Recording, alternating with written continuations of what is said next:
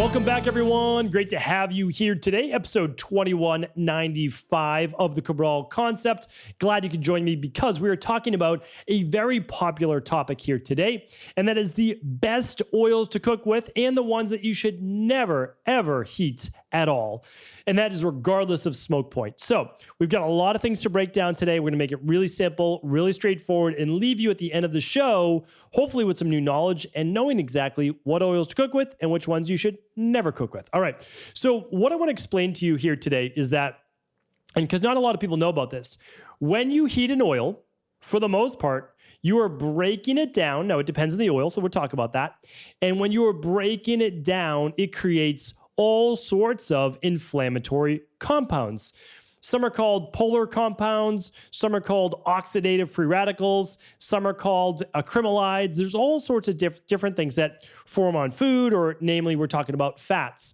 And what happens is you can't see it on your food, right? But when you ingest it, it's creating more inflammation in your body. And that's because what happens is, as you are breaking down these foods in your stomach and then your small intestine, and they're being absorbed through the bloodstream, you're absorbing those inflammatory compounds. Now, your liver, your fat cells, all sorts of different functions within the body will work on squelching that inflammation, compartmentalizing it, and removing it from the body. But nevertheless, you're using valuable antioxidants from your body to be able to squelch all of that inflammation. This leads to aging, and it also leads to dis-ease in the body. So if you're suffering from some type of inflammatory issue, which, by the way, 90% of all disease is inflammatory in nature, then you could be having a serious reaction to different types of oils that your food is cooked in. Now, I will tell you this. When you are at a restaurant, almost every vegetable or protein you are eating is cooked in an oil. Now, I would also say that includes all starches as well. So when you go out to a restaurant, you are getting food cooked in most likely a cheap oil as well, because restaurants are looking to do, well, they're not looking to be cheap. Here's what they're looking to do. They want to provide you with a really tasty meal. So you come back, of course, because you like the food, but also at the lowest cost to them. That's kind of how business works, right? So they're saying in a restaurant, let me provide the lowest cost in some areas. Now, it might be really high quality protein, right? Or something like that. But they're going to say, well, where can I save in other areas? This isn't every restaurant. This is why you get to know your restaurant. I know restaurants that only use olive oil or only use grass-fed butter or whatever it might be. But again, you have to know your restaurant, right? So just keep in mind, major chains in general, lower cost food is going to use the lower cost items, right? So the lower the price you pay for your food, the cheaper the ingredients. That's basically the way that it is. And that's why when you're at a fast food restaurant, you are paying not a lot of money, but you're also getting, again, the worst ingredients for the most part. And again, I'm not trying to generalize, but I am generalizing because it's still the truth. Okay, so that brings us back to the fats. The fats are used for the frying of your vegetables, frying of your protein, and the deep frying of a lot of starches and French fries and things of that nature. So what we want to understand is that when we're going out to eat, that's one thing. Maybe you're like me, I go out to eat like once a week, maybe twice, or I do take out once a week and I go out to eat maybe once a week. And so let's look at that. Okay, for that night a week, in no way, shape, or form am I saying like, oh, well, this is like my healthiest meal of the week. I'm not saying that. So again, what you do every once in a while is really not of a big a deal, right? So like, let's look at it this way. If you eat 3 times a day and you have 21 meals a week, right? So if you eat 3 times a day and it's 7 days a week, you eat 21 meals a week. So if only one of those meals is not that healthy, it's really not as big a deal for your body. If you're healthy, you can certainly balance within that, right? Your body will create a state of equilibrium. Or let's say you do 28 meals because you're doing maybe 3 meals and an extra smoothie or something like that. Okay, again, it's only one, not a big deal. But if you're doing that every day, like at dinner every day, you're having some type of food cooked in oil, it's going to add up and it is going to age you at a much more rapid rate and lead to a lot more inflammation in your body, which, by the way, leads to then the headaches, the migraines, the skin issues, the low mood, the fatigue, et cetera, et cetera. It goes on and on. So let's get right down to it. When you're cooking with oil, you have to be careful, all right? I'm going to give you my recommendations at the end, but I know a lot of people like to cook with oil. I'm going to give you multiple reasons why you might want to rethink that in general, but also give you some good tips. Okay, so here's the thing. Most people choose an oil that has a high smoke point, and I get it, and I understand the rationale behind it. It means that the oil that you're cooking with, let's say you're frying in a pan, has a high degree to which it's able to buffer high heat. So let's just say, for example, if you're cooking in butter, it has a 350 degree, this is all Fahrenheit, I'm not going to keep saying Fahrenheit. So 350 degrees that you can cook with it before it starts to burn and smoke. You might say, well, okay, that's great. I don't cook in butter. Good. Well, we're going to go through a few. But we have to understand smoke point. Smoke point is what sets off the smoke detectors or allows for a continuous stream of smoke. That's basically the smoke point. And every oil or fat that you may cook in has a particular smoke point. I'm going to take you through those smoke points right now. But I also want to share with you, we've been misled to a degree. A high smoke point does not mean it is the best oil to cook in. Not by far. So I'm going to share with you that just in a moment. But let's just go through the smoke points. Okay. A lot of people are getting turned on to avocado oil to cook in. Why? Really high smoke point. 520 degrees Fahrenheit. Hopefully you're not really cooking in 520 degrees Fahrenheit, because at that point, at that high heat, you can certainly be creating some very high or very large amounts of what are called acrylamides, which are certainly not good if you're trying to prevent cancer or oxidation inside of the body. Oxidation leads to aging or basically like internal rust where you're creating a lot of inflammation. All right. Almond oil. I don't know a whole lot of people using almond oil, but if you are, it has a 430 degree smoke point. How about butter? We mentioned butter, grass-fed butter, regular butter, 350 degree smoke point. Canola oil, 400 degrees. A lot of people are not using canola oil because it's genetically modified, it's a polyunsaturated fat, et cetera, but you can see why it's used at a lot of restaurants. Why? It's very cheap. Canola oil, extremely cheap. It's very refined. It's very light, doesn't have a lot of taste to it. So a lot of restaurants deep fry or cook in canola oil. We'll talk about that more in just a moment. Coconut oil, it's a heavier oil, no doubt about it. It's a saturated fat, smoke point of just 350 degrees, just like butter, okay? Extra virgin olive oil, a smoke point of 410 degrees. So far, that's tops on our list, except for almond oil, which nobody uses, and avocado oil. All right, so we'll call it second on the list. Flax oil has a very low smoke point. Flax oil, you don't ever want it to see or basically touch the light of day, right? It is very oxidative, all right? If you are using flax oil, buy a very small bottle and use it up quickly because it will oxidize quickly even without heat. Remember, oils oxidize in three ways: light, oxygen, heat. That's why you shouldn't buy the big gallon of olive oil at Costco. You want to buy smaller bottles. Yes, it will cost a little bit more, but you're not going to get all of the inflammation and oxidation from it. So again, saving like $1 per bottle over 3 bottles versus the gallon is just, again, an overall better idea, but I don't want to get too far off topic. Okay, so flax oil, very, very sparingly. You would use it as a supplement, never to heat with, ever. And also, I don't even recommend blending it in a smoothie. If you're going to add it to your smoothie by stirring it in when you're done. Be careful with it, okay? Grapeseed oil. What about grapeseed oil? Here's an interesting one. High smoke point, 400 degrees. But I'll tell you right now, grapeseed oil, highly refined. As highly refined essentially as canola oil. Not that bad, but it's very refined. That's all. Okay, you can talk about a lot of antioxidants. You can talk about a lot of vitamin E, high smoke point. But again, let's just be careful with that one. All right, what about a light olive oil? Well, it's more refined, right? So what do you have? Higher smoke point, 468 degrees, which is now number 2 on our list. All right, a light olive oil used for baking, used for frying all sorts of different things. Peanut oil, 450 degrees, so very high. Used in sometimes stir fries, used sometimes for deep frying with a high level of smoke right there, and but very heavy, right? It has a heavy taste to it. Safflower oil. I've really been looking into safflower oil. I'm going to talk about it just a bit more in a moment, but it's an interesting oil. Really high smoke point, 450 degrees. And I'm going to talk to you in just a moment because it has a very high monounsaturated fat level as well. It's quite interesting. Sunflower oil, 440 degrees, a bit different because it does not have that monounsaturated profile, but a high smoke point. And then walnut oil, think of your nuts and seeds as being a little bit lower. I know you could say avocado. I know you could say, things like flax is super low, and olives, make your arguments for them. But I guess technically those are considered more fruits, right? I don't know what an olive would be considered. I'm pretty sure olives would be considered in the same category. Does it contain its own seed? I believe it does. Yes, it does. Of course, it contains its own seed. And so does avocado. So I guess it would fall into that fruit category.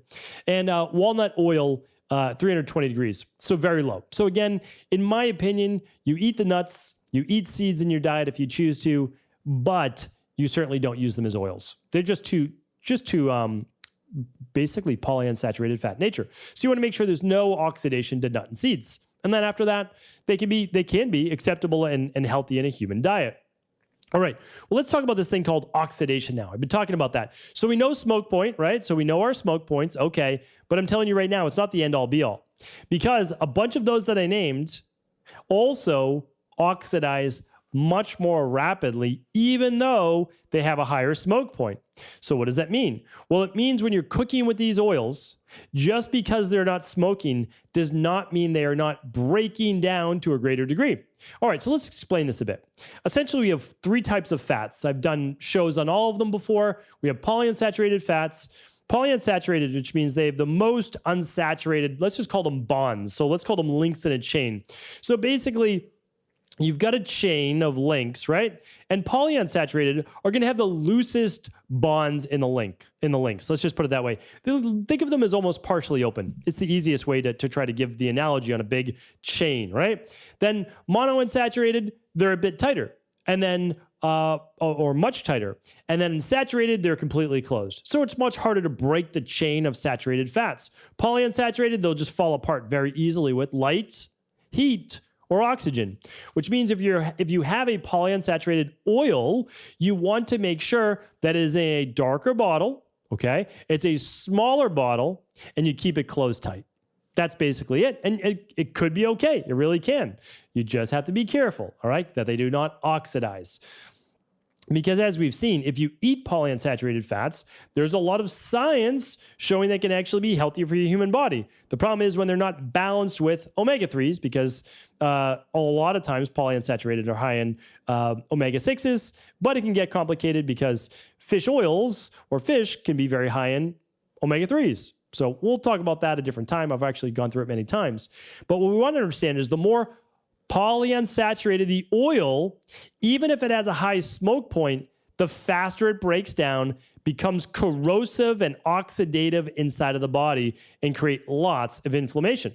So let's look back at our list. I'll give you that in just a moment, and I'm going to go through the polyunsaturated. So let's talk about those now. So when I'm doing my research for all of these, what I like to do is share with you a lot of these charts. And I'm going to share the charts at stephencabral.com/2195. And I'll also link up the research as well for those people that have their doubts, which is okay. stephencabral.com/2195. All right. So here's the thing. You want to look for fats that are lower in polyunsaturated when cooking. So when you're cooking, you don't want to be using flax, which we spoke about before, high alpha-linoleic acid, as well as a fair amount of polyunsaturated fats. You don't want to use sunflower oil. It is often confused with safflower oil. The two are not the same. Safflower is actually low in polyunsaturated fats, only 14%. Sunflower has 71% polyunsaturated fats, way too much. Corn oil, okay, 57%. Soybean oil, which is why you don't want to turn it into a butter, right? Soy butter doesn't mean that it's healthy for you, right? It means that it's highly hydrolyzed and it has been essentially refined, lots of oxidation, okay? Soybean oil, 54%. Peanut oil, 33% polyunsaturated fats. Cottonseed oil, 54%. Canola oil, 21%. Not as bad, but certainly 21%, right? The problem with canola oil is not necessarily its fat profile. The problem is 93% of it is genetically modified, and the rest of it that you see in a bottle is highly refined. I mean, you can use it as essentially a pesticide, fungicide. You have to be really careful using canola oil. Okay, again, unrefined, somewhere out there in the wild, not necessarily terrible. Refined as an oil, not good. I mean, really not good. All right, so then let's talk about then some of the more saturated fats that don't break down as easily, okay? Coconut oil is 91% saturated fat. Butter is 68% saturated fat. Palm oil is 51% saturated fat. Lard is 43% saturated fat. Those are your higher saturated fats. Any type of animal-based fat is going to be more of a saturated fat for the most part. Okay, so those are your saturated fats. They're not going to break down as easily under cooking. For the most part, they have a decent smoke point. They do. They have a higher smoke point, at least 350 degrees, and they're going to break down more slowly. So a lot of people like cooking with saturated fats. The problem is you have to be careful that you're not one of the 26% of the population that when they take in too much saturated fat have then all sorts of inflammatory cardiovascular profiles. And there's a lot of doctors out there that like to dismiss the research that has been done, and all of the people that walk into clinics on keto diets, eating lots of saturated fat, and their LDL and their oxidative cholesterol is through the roof. And they like to say, oh, it's no big deal. Your body needs cholesterol to make hormones. Sure, it does, but not 250, 300, of cholesterol. That's just, it's outlandish and it's very dangerous. And it breaks the first law of medicine, which is do no harm. It's not smart. It's really not. You're playing roulette with your patient's life, and it's not a good idea. Okay. Now, do saturated fats affect everybody's body? No. A lot of people can process saturated fats from healthy sources, grass-fed, pastured, etc., through their body and through their liver, no problem. But at least 26% do not clear it. And for the most part, they do happen to fall within the ApoE genotypes of the 4-4 or a 3-4 even. Okay, but let's not talk about that. So there seems to be, though, an interesting conundrum because for many years, we've been told, don't cook with olive oil and don't cook with avocado oil. Now, I look at this and I begin to see, and I understand the difference because we're like, well, it's not a saturated fat. Saturated fats are really the only ones you want to cook with because they're much more difficult to break down under light, heat, or oxidation. So it makes total sense. But then I start going deeper into the research because I always keep an open mind. I don't care what I thought 10 years ago. I don't care what I thought 20 years ago. I say, what does the research show, right? What does it show? And that's what I'm always looking at. So I'm keeping an open mind and I'm saying, what are the differences between avocado oil and olive oil versus a lot of these others? And what it seems to be is a higher amount of oleic acid. And oleic acid seems to act almost like an antioxidant in a monounsaturated fat, which it is, and be protective under heat, light, oxygen to a degree. All right, to a degree. So I want to share with you that olive oil has the second highest amount of monounsaturated fat, oleic acid. It has 75%. Now, safflower oil, believe it or not, has 77% oleic acid. And avocado oil has 70% oleic acid. So you might say, well, safflower sounds like the best, then olive oil, then avocado. And I think that you would be right with that thinking, except that safflower oil, although looking pretty good, has 14% polyunsaturated fat, where olive oil only has 9 because it has 15% saturated. And so when you look then and you say, okay, it's better than safflower oil, let's see how it stacks up to olive oil, avocado oil. So olive oil, okay, is less polyunsaturated. We want low polyunsaturated fats if cooking. Now, again, I'm being thorough because I want you to know the reasons why for my recommendations, because hopefully this kind of puts all of this to rest. Avocado oil, 70% monounsaturated fat. We just said avocado has 75. Okay, avocado oil has 70% monounsaturated. Olive oil has 75. Avocado oil has 16% saturated. Olive oil has 15. Pretty close. Avocado has 14% polyunsaturated fat. Olive oil has only 9%. So when you look at that, you say, interesting. Olive oil seems to be the clear winner. So I say, okay, let's see if there's additional research. And lo and behold, there is. So let's look at this final bit of research. Okay. There were a bunch of olive oils tested. There are a bunch of oils tested. Extra virgin olive oil, that was the head-to-head. Virgin olive oil, regular olive oil, canola oil, rice bran oil, grapeseed oil, coconut oil, which I'd like to see in there because it's the highest saturated fat, right? It should win. Peanut oil, sunflower oil, not safflower, sunflower, and avocado oil. They put it to the test against all those oils, all right? Extra virgin olive oil versus canola, rice bran, grapeseed, coconut, peanut, sunflower, and avocado. They put it to the test 3 different ways. Okay, pan frying, also known as sauteing, 248 degrees.